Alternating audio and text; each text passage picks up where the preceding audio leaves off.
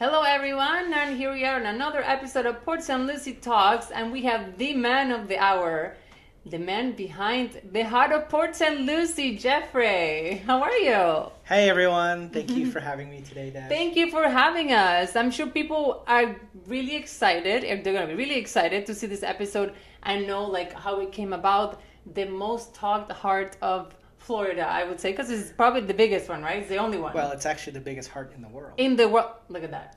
Yes. That's amazing. St. Lucie, Port St. Lucie, or Lucie County owns the world's largest heart. So That you guys is have the biggest heart. amazing. That we have the biggest heart. There's a lot of great people in Port St. Lucie. So, and now we're gonna have a little piece of him. He's actually from Orlando. So, but now we have a little piece of him in Port St. Lucie, right? Yes, you have a port. You'll always have my heart. It's like what they say, you have my heart in San Francisco. You have my heart in St. Lucie. In St. Lucie. In Port St. Lucie. Port Yeah. St. Lucie, yes. Yeah. I love that. Wonderful. Well, thank you so much for coming in with everything you're going to share with us today. So, we'll start with your journey as a visual artist. It's truly remarkable, really, everything you're doing. Can you share with us the transformative moment or experience that ignited your passion for pursuing this extraordinary career that you have? Well, I haven't been doing it that long, and thank you. I just been blessed and fortunate. I did come from a background in design and planning, but I've only been doing this for the last 10, 15 years when I had a major incident at the age of 35, Right. where I had a heart attack and triple bypass surgery. Wow. And it was one of those things where I was like, okay, what have I left on this earth?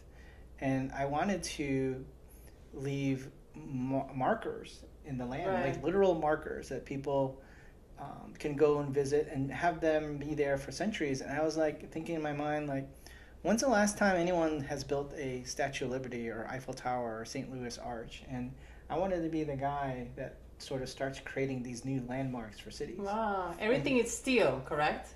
Well, I was mostly steel, but just really because of conditions related to hurricanes Right. and earthquakes. But yeah, I just wanted to be able to have art become the skyline and be part of integrating art within the skyline of cities.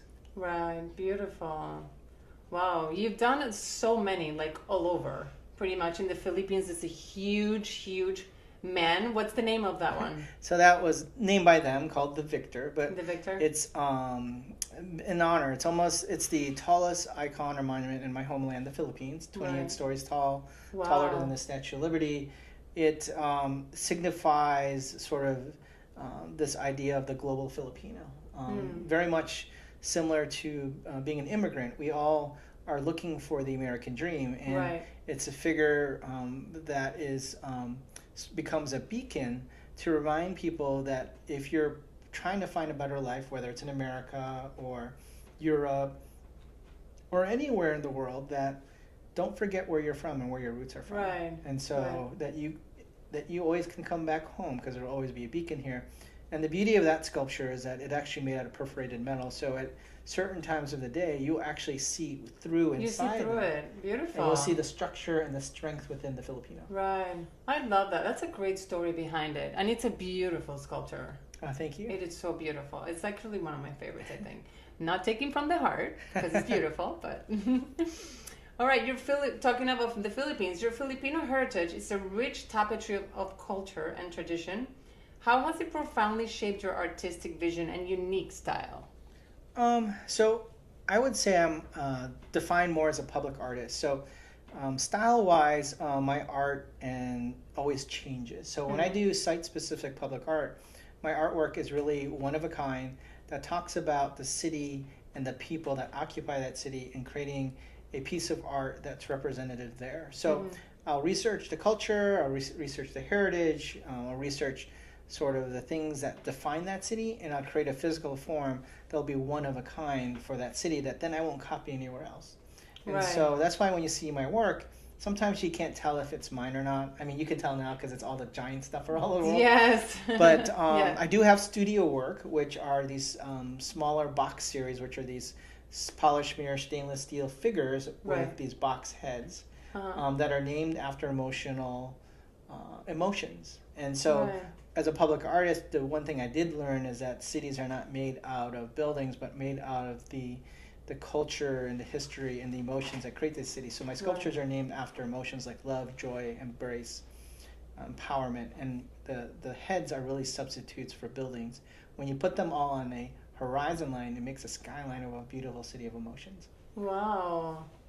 Wow. How do you get all these like ideas? Like, well, like when you go to like when you're starting from scratch something, like you go to a place or a city, and how does it the process? How does it go in your brain? Like to start, okay, this is what I want to do. Like, because it's so deep, you know. Yeah, I mean, I think it's really it's research, right? I love research. Everyone probably thinks I'm on some psychedelics, but I'm not. No, he's very. I'm in a natural psychedelics that happens in my head. I think it's just I see things in a different way that maybe, and I can comprehend them, that turns them into physical form. But I really look at sort of the heart of the city and literally, and help see what that defines, what are the things that make them unique amongst other cities, and then try to create physical forms that represent it. So it's really researching the heritage of the site, what's the ecology, what's the history, who occupies it, what kind of things that they do there, what are they known for, what are the people like, and what is the message? Because ultimately, at the end of the day, all my artwork is really about telling a story. Right. So when you see it, you're like, what is that story about? Right? Yeah, what's it's not about? Public art for me is not about me, it's about them. And so I always try to create things about them and not necessarily about me, unless, like I said, it's like my studio work. Right. That's beautiful. So you love Puerto Lucie because if you decided to put a heart, that's how you see us. So that's great. Well, I mean, that all happened through Madame. So Madame is the developer. Right. They saw some of my work all over. They gave me a call and they said, "Hey, can you help us put us on the map?" And I was like, "Where are you?" Where are you? Port St. Lucie. I'm like, "Where's that?" Of course. And I came to the community of tradition, and it was very much a what I would call urban new urbanism, which has the traditional houses with sort of this idea of close-knit communities with parks and retail all intertwined together. And sorry to interrupt, this was 2 years ago when they started, back in almost 3 years ago. Almost 3 years ago. This 2022 when the project started. Yeah, well, even before then, it was like COVID. Right. Oh, right. So the project doesn't just start fabricating. I mean, there's a lot of time in design to get to a point where we started. So we did start almost like 2019, 2020 during like the COVID years, when we had to do designs and make sure that it stays up to hurricanes, and build something that will last for centuries. Right. And also talking about Madame homes, nobody knows. I don't talk for everybody, but I think most people don't know that there's stairs inside the heart. Yeah, so the heart is designed, it's 70 feet tall. It's sort of a heart that then sort of twists and then ties at the top. It's kind of like two hands holding together. Right. So it's almost like you take your hand and you hold it together and it forms the heart. Right. And so then there's a bridge that allows people to kind of be in the middle of the heart. It's sort of how I define it. It's like the St. Louis Arch, but in the form of a heart. Not as tall, but you can be part of it, and it's an amazing opportunity and it's small enough that allows it to be more personable. So only 2-3 people can go out there at the same time. People can queue at the bottom to go into it, and there'll be performances up there. So it's located in a plaza next to a commercial center with restaurants. I'll have viewing on a park. Yeah, there's a lot going on there now. So it'll be in a few years. It's gonna be like so nice. It'll be the heart. The heart will be the middle of the fun. Yes. I love that. All right. So every great artist has mentors who guide them. Who were the key figures that influenced your early career, and how did their guidance elevate your work to the incredible heights it reached today? Well, it's interesting because, when we grow up in any profession, I think everyone wants you to put you in a box. Even when you declare a major in college, they're like, well, define something. And for me, I knew I wanted to be creative. And so my people, I was always, I went into urban design and planning, but I was always influenced by other genres like fashion and architecture and planning and industrial design. And I looked at people like Philippe Starck or even people like Virgil Abloh, who passed away, or Frank Gehry, people who actually start off as something that's defined in the box, but then expand outside of the box to actually change and shape the world that we live in through other mediums like that's outside of their main study. Like if he was an architect, he would go into fashion or industrial design. So, he's not only designing a building, but he's designing furniture or clothes. Right. So, something completely different, pretty much. Yes. Yeah. So we're all creatives. I think sometimes it's just a label, right? Right. But I think all creatives can actually solve a lot of problems if you let them. Right. I love that. So your breathtaking large-scale installations have captivated audience worldwide, like we talked about. So what compels you to create art on such a monumental scale? And how do you see this impacting those who encounter your work? Well, I said it earlier. I love the opportunity when my work can be the postcard to the city. When the work can help economic development. Right.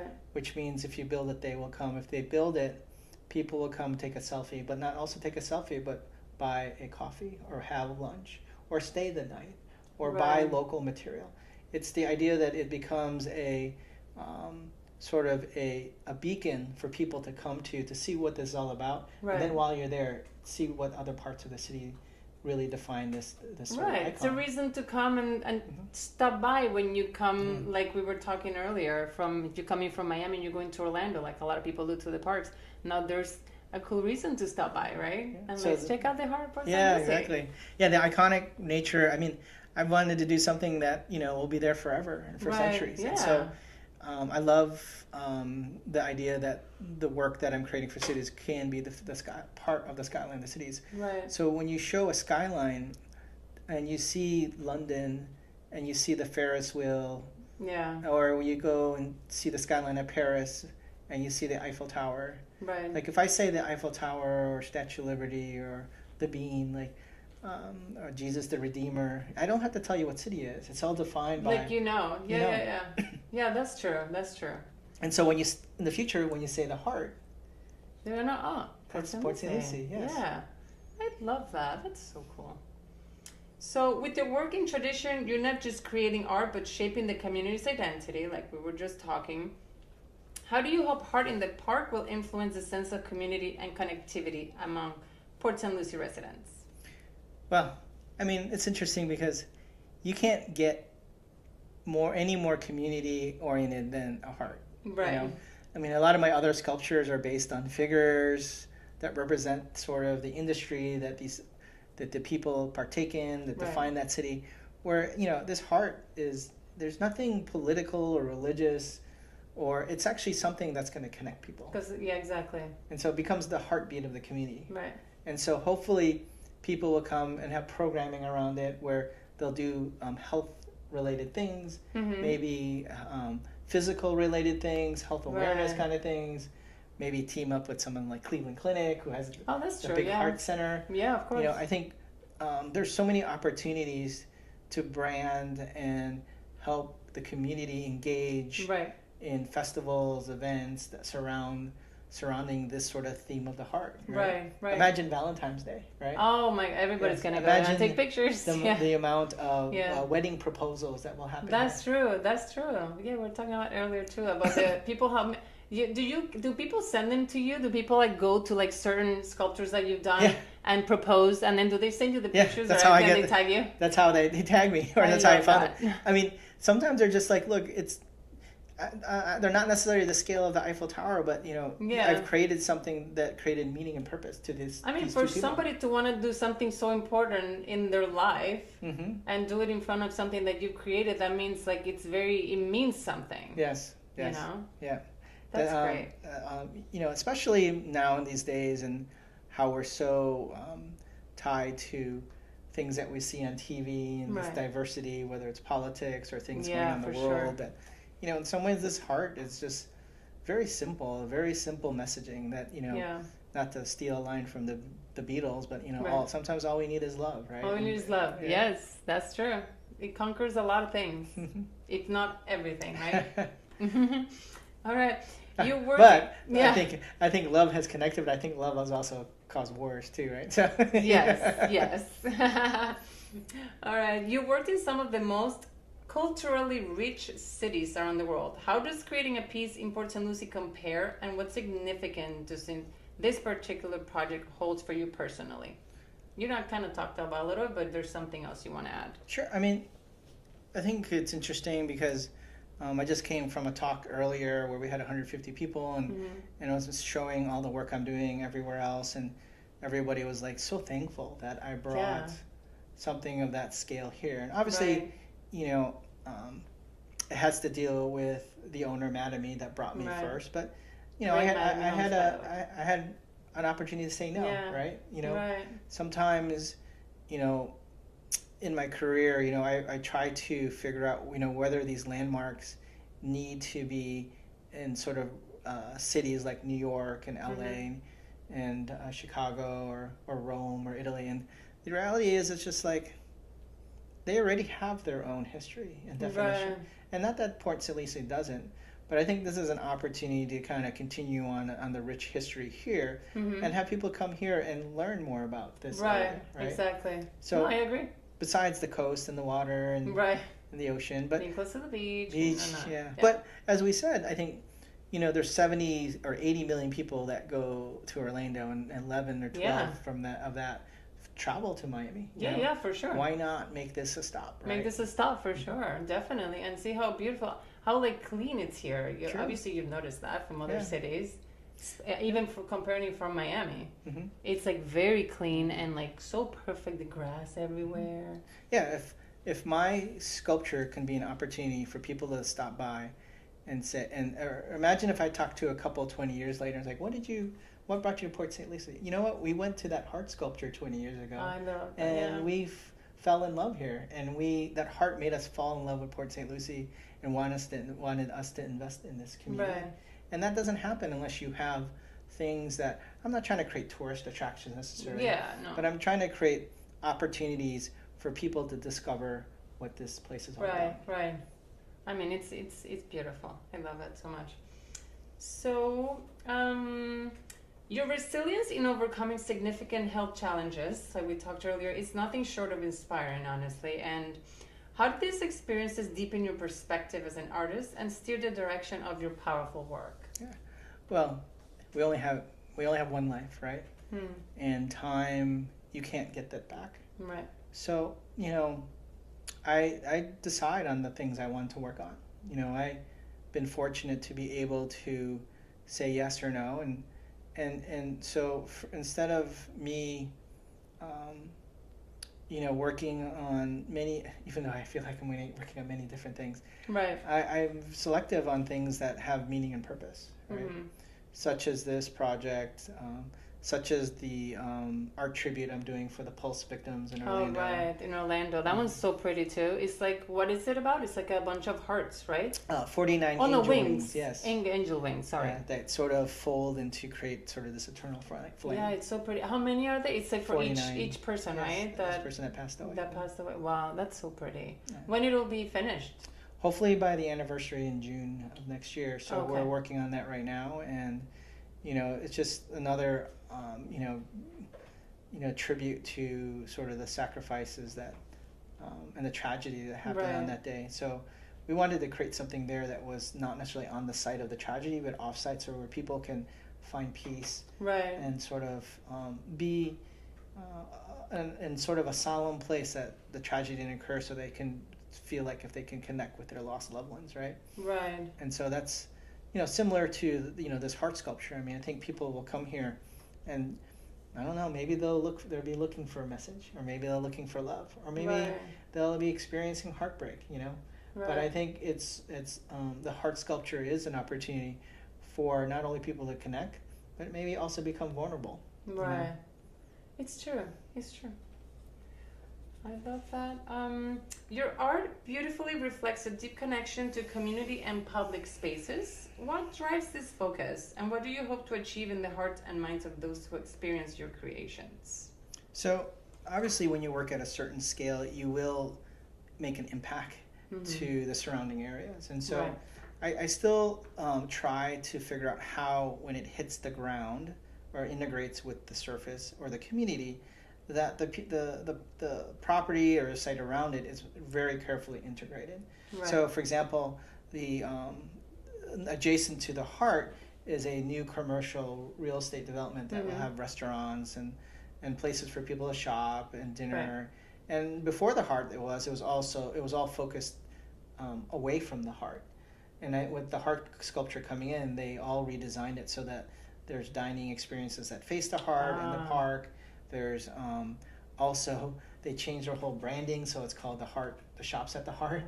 Oh, wow. So that the idea that it's all sort of tied together. And so I love when your artwork can sort of ripple out into the community and have things sort of oriented. It reshaped. Change. It reshaped the things. It took it to a different direction from where it was supposed to go. Sure. For the better, because I'm sure it was just going to be more homes or some like random commercial stuff, and now it's going to be more elevated and more. It'll become a destination. Yeah, that's exactly a destination. Right? Exactly. And the interesting about destinations is that, you can't design things in the bubble. Like, you have to collaborate with your adjacent neighbors, especially when you're locating a piece of art of mine of that scale, so that they all have opportunities to be part of it, right? Right. I love that. Your creative process is a source of fascination. Could you take us behind the scenes of how you transform an initial concept into the masterpieces that captivate us?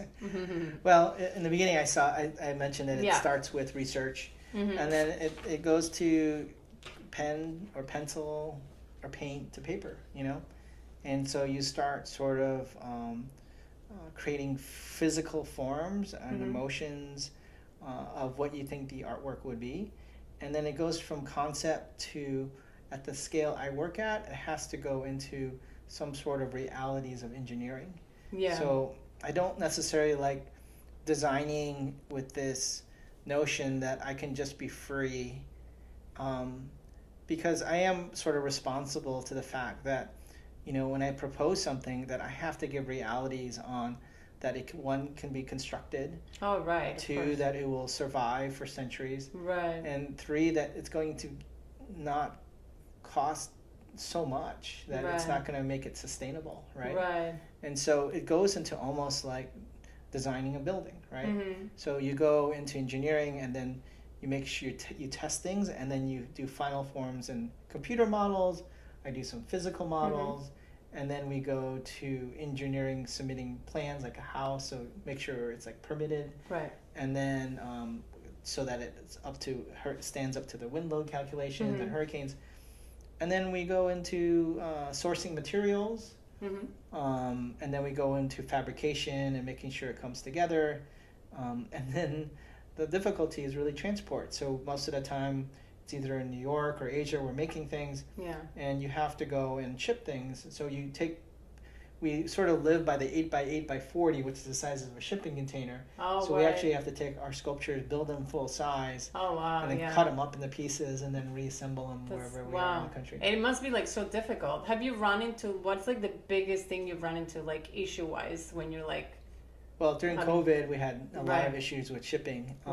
So it was interesting, like we had a map of like a human form that was cut up into like 10 or 12 containers. You would have like a foot and an arm, some fingers, torso, and so these shipping containers would go out into the world, and so you'd have a head here, a toe here, and it was kind of fun. And they all kind of come back together. It's kind of funny. And then when they're on the site, it's kind of like this. From an aerial view, you have these body parts that are put together. So it's kind of an interesting sight to see. But then we sort of mend and make sure everything's put back together as it was created. That's beautiful. I saw one of them that I thought it was so cool. There's one that I think the meaning behind it was letters, and it's in a hospital somewhere. So They there's do like little like paper planes almost. They look like. yeah. So that's for Advent Health. Their healthcare system in Central Florida and everywhere else in the world, and for a parking garage, and it was facing I-4, which is a very traveled highway, and sometimes we create things for specific people who have achieved in medical sort of milestones. So what I wanted to do was thank all the healthcare workers, and so we wrote hundreds of thank you cards. I went to the hospitals, handed them out, gave them hugs, gave them chocolate. Yeah, that's beautiful. And I just said thank you. And what we did is we literally took those thank you cards, made them into 4 by 8 foot kind of folded origami steel cards that we attached onto the side of the building.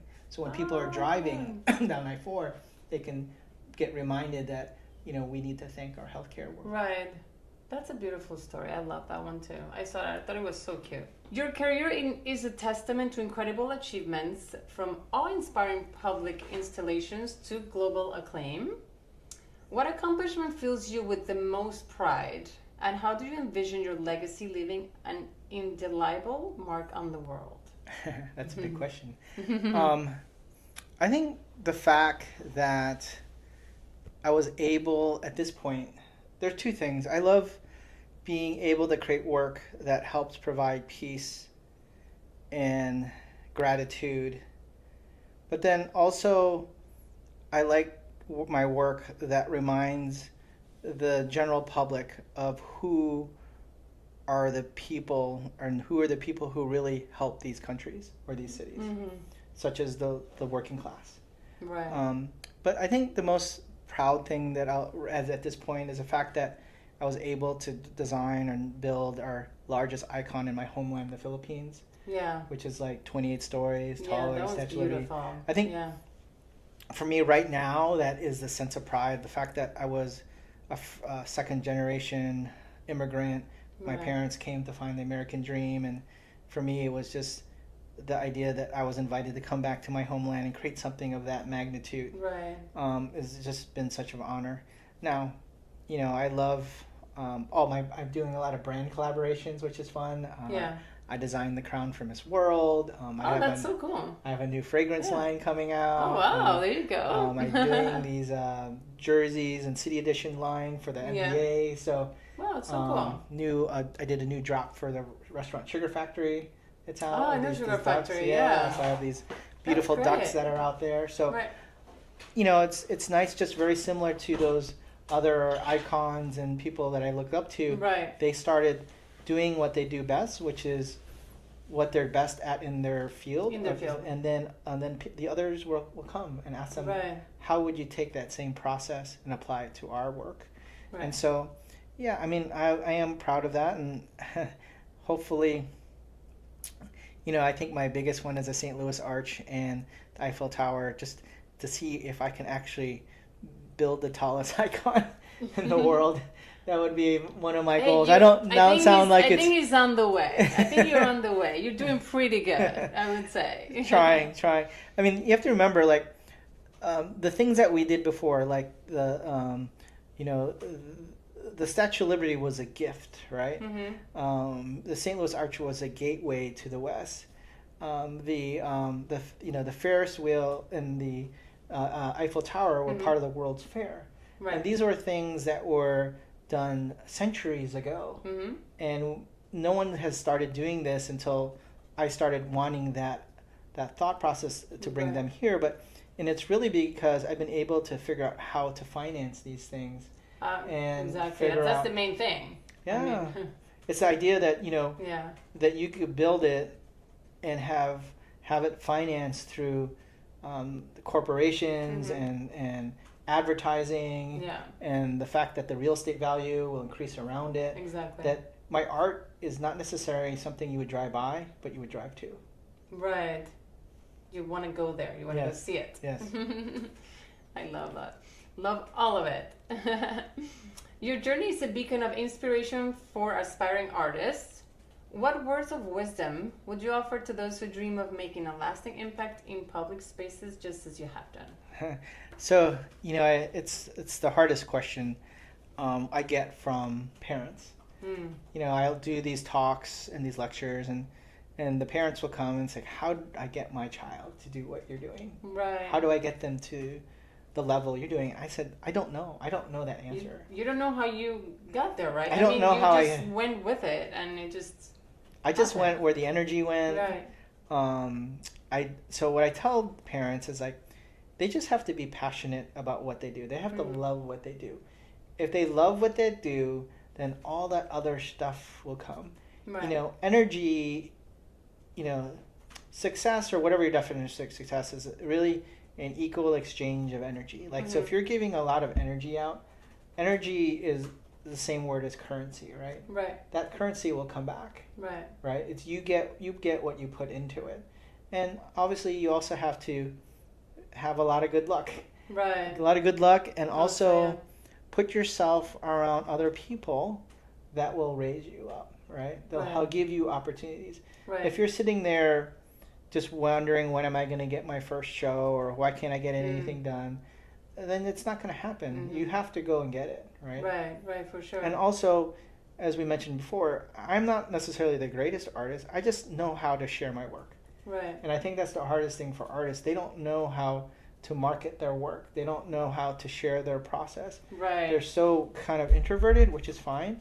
So, you know, which is fine, and but you also have to get out there, right? There's so many people that want to make it. It's hard to like become a famous artist and known and do things to the level that you have done. But like you said, passion is number one, persistency, I'm sure, you know, and just having the vision and being unique. I feel like that's more than anything with art. You know, with art, you have to like stand out.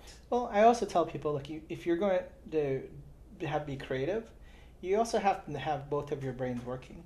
You have to understand how schedules work, how budget work, how to construct things. Like, have the sort of pragmatic things that then allow you to actually take your creations and make it reality. Right. Right. And so if you have these great thoughts and know how to make it reality, or have these great thoughts and not how to sell it, or have these great thoughts and not how to share it, then you're just going to be stuck in your own little bubble. Right. It's like you have to be, and these days you have to be an entrepreneur. Right. And the best advice I say, and what I've learned, is I know what I know, and I know what I don't know. Yeah. Because then you work with the who's who and be able to collaborate with people that will help you guys do things together. Right. You get the people that know what you don't know, and then it's a team. Yes. And then it makes perfect things. Yes. I love that. So when will their heart be ready for people to actually go and go in it? And go to the bridge and all that stuff. So, you know, that's always the question. Yeah. So last week, we finally had the final segment delivered. They all arrived several months ago, earlier this year, from different parts of the world. And then we had to make sure as they arrived that we put more reinforcing in it. Right. There were some issues with shipping and how it delivered, but we wanted to spend more money on the reinforcement of this heart, so that you could stay there for centuries, right? Right. It's not a piece of art. It's really like a monument or like building. Like a landmark? Like you don't want it to be temporary. Yeah, we don't want like the first category or second, like some wind Especially coming. Especially here, yeah. So we spent a lot of money reinforcing it, having it sort of made in America to kind of be stronger, you know. Right. And then we're assembling it. So I think in terms of deadlines, we're hoping by the end of the year to have the actual final pieces of the sculpture done. They are working on it every single day. But in terms of it opening, because obviously the heart sits in the park, in a plaza, so the park has to have its landscaping and hardscape and lighting and all that thing around it, so that people can actually go and appreciate the heart. Right. But our goal or my hope or dream is to actually have ribbon cutting and opening day on Valentine's Day 2025. Oh, that would be so beautiful. I hope that works out. We'll pray for that. So we can all go there and take pictures. Yes. I love that. Beautiful. Well, there you guys have it. The man behind the Port St. Lucie heart. Thank you so much for joining us and for sharing your journey, your ups and downs, your ideas. And I mean, you're doing a beautiful work. So we really appreciate you coming. And thank you guys. And we'll see you on the next episode of Port St. Lucie Talks. Thank you.